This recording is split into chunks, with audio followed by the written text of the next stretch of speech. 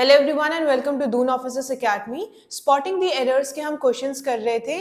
इससे पहले भी हम बहुत सारे क्वेश्चंस ऑलरेडी कर चुके हैं। इन केस आपने वो वीडियो नहीं देखी है, डू वॉच दोज वीडियोस, क्योंकि ये जो भी क्वेश्चंस कराए जा रहे हैं, जो पूरी सीरीज चलाई जा रही है, ये प्रीवियस ईयर क्वेश्चंस हैं। If you are giving any examination, बहुत जरूरी है कि आप प्रीवियस ईयर क्वेश्चन जरूर करके जाएं। फर्स्टली आपकी प्रैक्टिस होती है एंड सेकेंडली आपको ये पता चलता है कि किस टाइप के क्वेश्चन है। Once you know the type of questions that are going to be framed for the examination, आपकी प्रिपरेशन जो आप उसी हिसाब से स्ट्रीमलाइन करते हो। ऑलराइट, आज हम कुछ और नए क्वेश्चंस करेंगे। ये भी आपके क्या है, जो एनडीए में ऑलरेडी पहले आ चुके हैं, वही सारे क्वेश्चंस कराए जा रहे हैं। जो भी क्वेश्चंस कराए जाते हैं, एक बार आप आंसर उनको जरूर करो। जो भी आपका आंसर है, इधर you can note it down in a piece of paper, ठीक है। और फिर जो करेक्ट आंसर है उससे भी एक बार मैच करके देखो कि आपने अपना आंसर जो दिया है वो सही है या नहीं है। राइट, स्पॉटिंग द एरर्स के मोस्टली क्वेश्चंस जो होते हैं वो पार्ट ऑफ स्पीच के रूल से बेस्ड होते हैं। कुछ और भी आपके क्वेश्चंस होते हैं, पर जो भी आपके एक बार पार्ट ऑफ स्पीच है वो हम ऑलरेडी करा चुके हैं। तो आप वो वाली वीडियोस भी जरूर देखना, क्योंकि उसमें रूल्स डिस्कस किए गए हैं और हर एक टॉपिक के बाद क्वेश्चंस भी कराए गए हैं।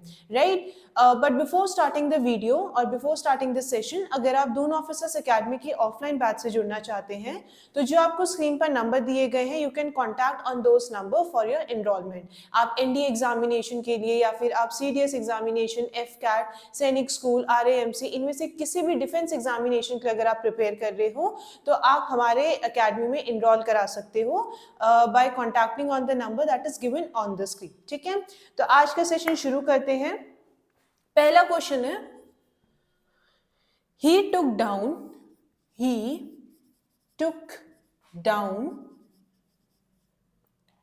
he took, ये आपका ए पार्ट है सेंटेंस का।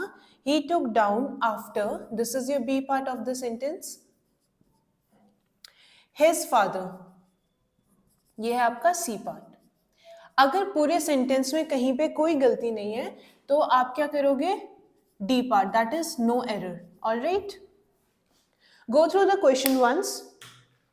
He took down after his father, क्या यहाँ पे कोई गलती है? अगर कोई गलती नहीं है तो आप डी पार्ट में, डी ऑप्शन आपका होगा। ठीक है, he took down after।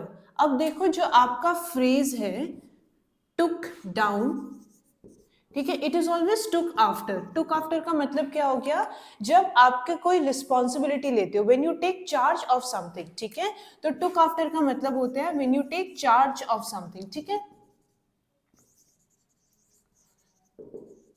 Alright, तो जो भी रिस्पॉन्सिबिलिटी थी, जो भी चार्ज था, उन्होंने क्या किया, अपने फादर के बाद उन्होंने सारी रिस्पॉन्सिबिलिटीज ली। यही तो सेंटेंस में कहा जा रहा है, बट यहाँ पे डाउन जो वर्ड है उसकी जरूरत नहीं थी। राइट, जो आपका सही फ्रेजल वर्ब है, it is took after. Alright, तो आपका आंसर क्या होगा, बी पार्ट। क्यों? क्योंकि error lies in the B part. जो आपका वर्ड डाउन दे रखा है उसकी कोई रिक्वायरमेंट नहीं थी, so you have to remove the word down.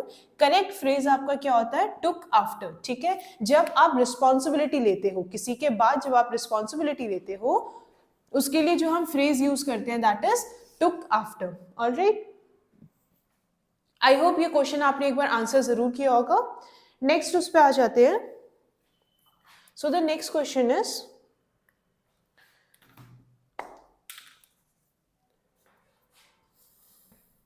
his honesty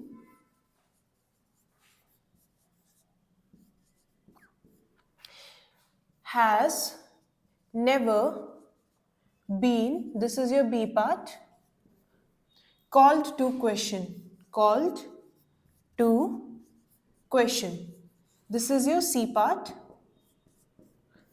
In case there lies no error, then you have to mark the option number D. ठीक है, स्टेटमेंट में कहीं पे कोई गलती नहीं है तो आप डी ऑप्शन मार्क करोगे। अब देखो स्टेटमेंट क्या बोल रहा है। राइट, एक बार आपका पूरा सेंटेंस लिख लिया जाता है, pause the video for a while, एक बार सेंटेंस जो है वो पढ़ो। बहुत बार ऐसा होगा कि आपने एक बार सेंटेंस पढ़ा, जरूरी नहीं कि आपको एक ही बार में जो आपका एरर है वो आप डिटेक्ट कर लो। ठीक है, 2-3 बार भी अगर आप स्टेटमेंट पढ़ोगे तो आपको एटलीस्ट एक आइडिया आ जाता है कि शायद इस पार्ट में गलती हो सकती है। राइट, और एक बार आप पार्ट ऑफ स्पीच के रूल्स पूरे कंप्लीट कर लोगे तो आपके लिए इजी हो जाता है एरर डिटेक्ट करना। Now the statement says his honesty has never been called to question. कहीं पे गलती है या फिर कहीं पे कोई गलती नहीं है. His honesty has never been called to question. अब देखो to question होना चाहिए यहाँ पे, राइट? मतलब कई बार बोलते हो ना कि हमें तुम्हारी बात पे पूरा भरोसा है या फिर हमें कोई इसमें सवाल नहीं उठाने हैं, राइट? सो उसका मतलब क्या है कि आपको उन पे पूरा ट्रस्ट है, ठीक है? आप जब किसी के ऊपर विश्वास रखते हो तो आप उनके क्या करते हो, उनके जो भी एक्शन है उसको क्वेश्चन नहीं करते हो. तो यही चीज स्टेटमेंट में बोली जा रही है कि उसकी जो ऑनेस्टी है, राइट, जितना वो ऑनेस्ट है, ईमानदार है, has never been called to question. कभी हमने उसके ऊपर सवाल नहीं उठाए हैं. तो अगर जब आपको ये स्टेटमेंट बोलना है तो उसके लिए टू क्वेश्चन नहीं होता, it should be into question, ठीक है? So the statement should be his honesty has never been called into question. मतलब कभी भी हमने उसके ऊपर कोई सवाल नहीं उठाए हैं, उसकी ईमानदारी के ऊपर हमने कभी भी कोई सवाल नहीं उठाए हैं. तो स्टेटमेंट में जो बोला जा रहा है अगर उसका करेक्ट मीनिंग कन्वे करना है तो इंस्टेड ऑफ टू आपको उसको किससे रिप्लेस करना है? इनटू, ठीक है? Into question, right? कोई चीज पे जब आप सवाल उठा रहे हो, राइट, किसी चीज को आप सवाल कर रहे हो तो it should be into question, called into question, not to question, ठीक है? तो एरर आपका कौन से पार्ट पे होगा? That should be in the C part. कहां पे गलती थी कि यहाँ पे टू नहीं होना चाहिए था, it should be into. Alright, ठीक है? नेक्स्ट क्वेश्चन करते हैं.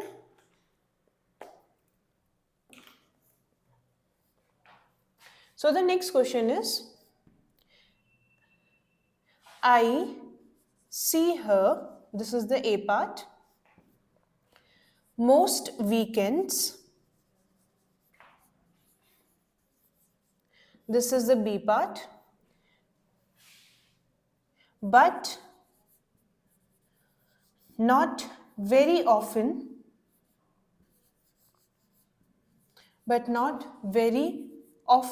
between, ठीक है? ये है आपका सी पार्ट. इन केस कहीं पे कोई गलती नहीं है तो आप कौन सा ऑप्शन मार्क करोगे? डी वाला, नो एरर. ये जो भी क्वेश्चन कराए जा रहे हैं एक बार आप जरूर प्रैक्टिस करो क्योंकि ये सब प्रीवियस ईयर क्वेश्चन है, राइट? प्रीवियस ईयर क्वेश्चन कोई भी एग्जाम हो, ये मैं बहुत बार बोल चुकी हूँ कि हमेशा प्रीवियस ईयर क्वेश्चन जो है वो करके जाओ, राइट? उन प्रैक्टिस करनी है तो प्रीवियस ईयर क्वेश्चन जितने हो सके उतने ज्यादा आप प्रीवियस ईयर क्वेश्चन सॉल्व करो, ठीक है? कई बार ऐसा होगा कि आपके पहली बार में आंसर नहीं आएंगे, ठीक है? That is not an issue, but as long as you are trying, एक पॉइंट ऐसा आएगा where you will be able to answer most of the questions, right? अच्छा, स्टेटमेंट क्या है? I see her most weekends but not very often between, right? अब देखो एक बार स्टेटमेंट पढ़ो, 2 बार 3 बार, तो आपको एक पॉइंट पे ये रियलाइज होगा कि इस पूरे सेंटेंस में एक ऐसा पार्ट है जहां पे आपका एक प्रेपोजिशन मिसिंग है, ठीक है? I see her most weekends but not very often between या फिर इन बिटवीन, ठीक है? मैं उसको लगभग ऑलमोस्ट सारे मतलब मोस्ट वीकेंड्स में, ठीक है, मैं देखता हूं, राइट? लेकिन वीकेंड के बीच में मतलब वीकडेज में मैं उसको नहीं देखता, ठीक है? बहुत बार नहीं देखता हूँ, राइट? तो यहाँ पे जो बिटवीन वर्ड है ना उसके पहले क्या आना चाहिए था? इन बिटवीन, ठीक है? बीच में नहीं देखता हूं, that is what the sentence conveys, right? तो यहाँ पे आपका एरर कहाँ पे है? सी पार्ट में. द रीजन बीइंग जो यहाँ पे वर्ड दे रखा है बिटवीन, ठीक है, उसका मतलब यहाँ पे क्या बोला जा रहा है कि भाई वीकडेज में नहीं देखता हूं मैं, या फिर बीच में, वीकेंड्स में तो बहुत बार मिल जाती है, लेकिन जो आपके वीकडेज हैं उसके बीच में या उस दौरान में नहीं देखता हूं, राइट? यही सेंटेंस का मीनिंग कन्वे किया जा रहा है. तो अगर इस सेंटेंस को एक मीनिंगफुल सेंटेंस बनाना है तो आपको एक वर्ड यहाँ पे ऐड करना पड़ेगा, that is a proposition which is in between, बीच में कभी नहीं देखता हूं. Alright, so the error lies in the C part, it should be in between, ठीक है? डन. नेक्स्ट उस पे आते हैं. So the next question is the chancellor, this is the A part, was present, this is the B part, on both occasions, on both occasions, this is the C part,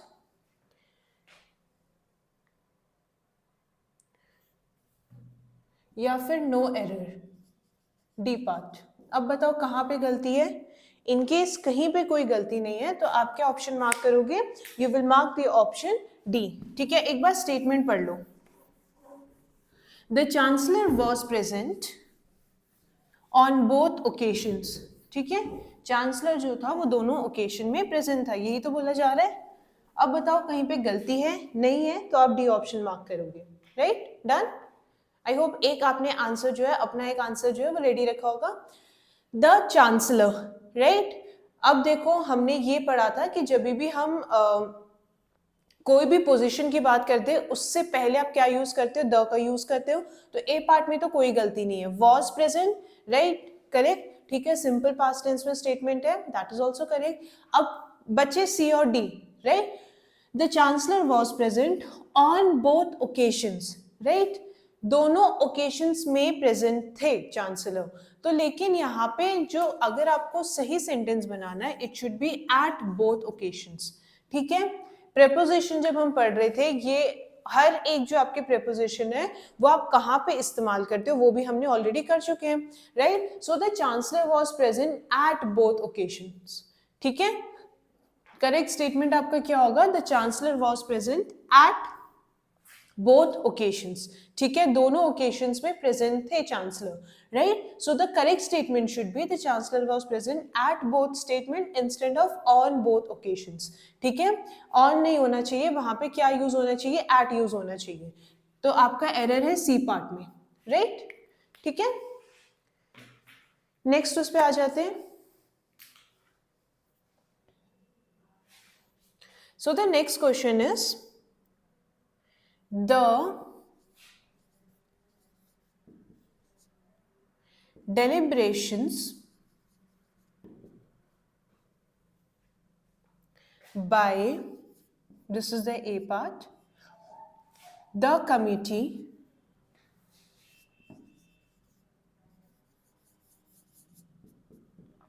this is the B part, are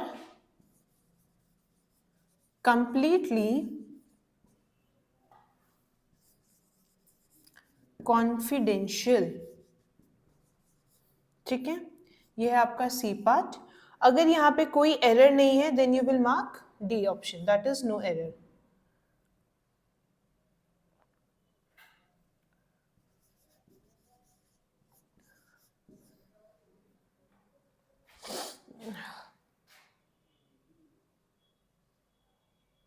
कहाँ पे गलती है, the deliberations by the committee are completely confidential.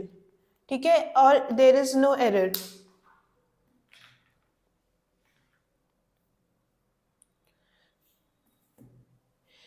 The deliberation by the committee are completely confidential. Deliberations का basically मतलब होता है intentionally.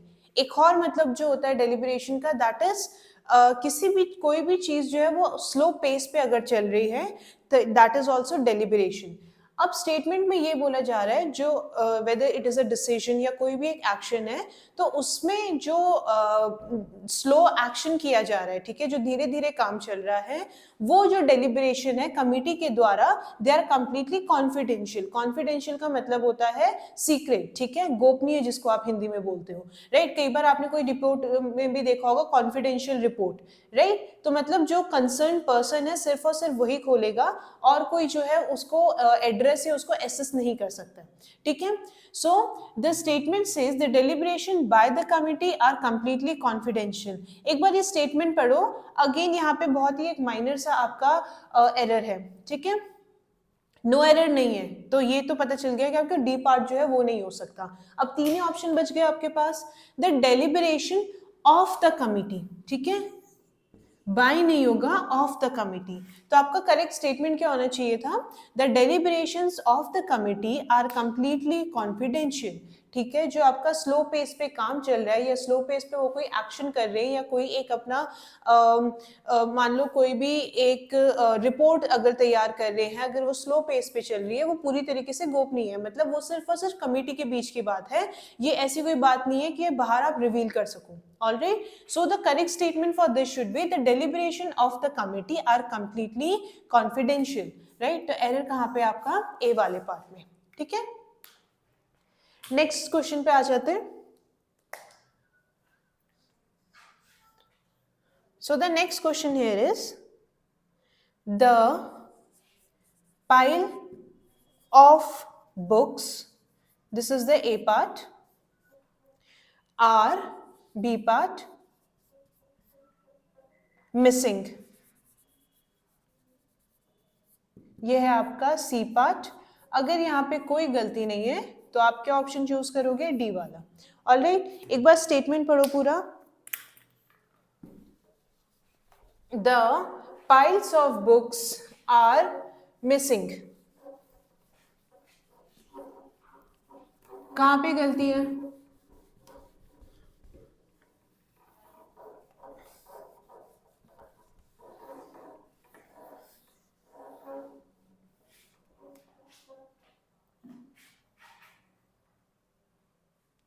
ये वाला रूल जो है वो हमने नाउन में पढ़ा था, है ना। पाइल ऑफ बुक्स कौन सा टाइप का नाउन है, पहले तो काइंड ऑफ नाउन की बात कर लेते हैं। काइंड ऑफ नाउन कौन कौन से होते हैं, हाँ कौन से होते हैं, collective noun, common noun, abstract noun, material noun, proper noun, यही सब होते हैं, ठीक है। अब देखो पाइल ऑफ बुक्स, ठीक है, बुक्स का एक पाइल है, राइट। अगर मान लो बहुत सारी बुक आपने स्टैक करके रखी है एक के ऊपर एक, तो वो आपका पाइल हो गया। तो ये किस टाइप का नाउन हुआ, कलेक्टिव, है ना। कलेक्शन ऑफ बुक भी तो बोल सकते हो, तो ये आपका कलेक्टिव नाउन हो गया। रूल क्या बोलता है, कलेक्टिव नाउन बेसिकली एक यूनिट रिप्रेजेंट करता है। तो अगर एक यूनिट रिप्रेजेंट कर रहा है तो उसको कौन सा वर्ब चाहिए, सिंगुलर हो गया वो, उसको कौन सा वर्ब चाहिए, सिंगुलर वर्ब चाहिए।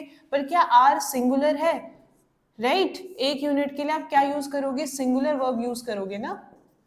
पर यहाँ पे दिया क्या गया है, आर दिया गया है। आर बेसिकली क्या है, यहाँ पे आर प्लूरल है, तो उसको जरूरत किसकी थी, सिंगुलर की। तो आपका सही ऑप्शन के सही स्टेटमेंट क्या होना चाहिए, the pile of books is missing. ठीक है, ऐसे क्वेश्चन एक बार पहले भी शायद हम डिस्कस कर चुके हैं। तो जब भी आप कलेक्टिव नाउन का इस्तेमाल कर रहे हो, कलेक्टिव नाउन एक यूनिट को रिप्रेजेंट करता है। एक एग्जांपल मैंने वहां पे द पुलिस का भी दिया गया था। जब आप एक इंडिविजुअल मेंबर की बात कर रहे हो, ठीक है, या फिर कई बार पुलिस जो होती है वो एज एन ऑर्गेनाइजेशन आप बता रहे हो, तो वहां पे हैव की जगह हैज इस्तेमाल किया था हमने, राइट। तो इसीलिए हमेशा बोलती हूँ मैं, जो भी आपकी पहले वाली वीडियोस है जिसमें पार्ट ऑफ स्पीच के रूल्स हैं, ग्रामर के रूल्स आपको पता होना बहुत जरूरी है अगर आप spotting the errors. In fact not only for this topic, अगर आप फिलअप्स वाले क्वेश्चंस भी करते हो, कई बार आपके फिलिंग द ब्लैंक्स वाले इस टाइप के क्वेश्चंस आते हैं, कई बार एक पैसेज में जो फिलअप्स भी आते हैं, राइट। तो वो भी किस पे डिपेंड करेगा, आपके बहुत बार ग्रामर के या ग्रामेटिकली वो सेंटेंस करेक्ट करने के लिए आपको रूल पता होने चाहिए। ऑलराइट, तो जो भी पार्ट ऑफ स्पीच की वीडियोस है जरूर देखो, उसके रूल्स हैं वो भी आप एक बार पूरे पढ़ लो, राइट। आपको बुक्स कौन कौन सी चाहिए वो भी ऑलरेडी आपको सजेस्ट कर चुकी है। आप चैनल के जो भी वीडियोज हैं that is also you can go through them, alright. तो यहाँ पे क्या रूल बोल रहा है, for collective noun because it acts as a one unit it should take singular verb with it, but यहाँ पे किसका इस्तेमाल किया गया, प्लूरल का। तो आपका एरर कहाँ पे है, बी पार्ट में, ऑलराइट, ठीक है। तो करेक्ट स्टेटमेंट होना चाहिए the pile of books is missing, alright. So this was all for today, ठीक है। कुछ और क्वेश्चंस भी हम करेंगे, previous year question spotting the errors के। we will try to cover maximum questions that we can, क्योंकि जितने ज़्यादा क्वेश्चंस करोगे आप और क्योंकि आप जब बहुत ज़्यादा क्वेश्चंस अटेम्प्ट कर लेते हो तो आपको एक आइडिया पता चल जाता है। कई बार आपको कुछ रूल उस टाइम पे नहीं पता होते हैं, लेकिन क्वेश्चन के थ्रू भी आपको रूल जो है वो कवर कर लेते हो, ऑलराइट। तो ये जो भी वीडियोस बनाई जा रही है ज़रूर देखो, एक बार इसको आंसर खुद करने का भी ट्राई करो and then find the correct answer as well. अगर आपका आंसर मैच कर रहा है well and good, in case that is not the case तो उस उसके पीछे का रूल क्या है वो भी आप एक बार रिवाइज करो, right. Starting from today you have ample amount of time, तो अपनी एक पेस पे हर रोज आप जो है वो जितने ज्यादा हो सके उतने ज्यादा questions as well as concept जो है वो आप अपने प्रिपेयर कर सकते हो। So thank you everyone and have a good day to you all.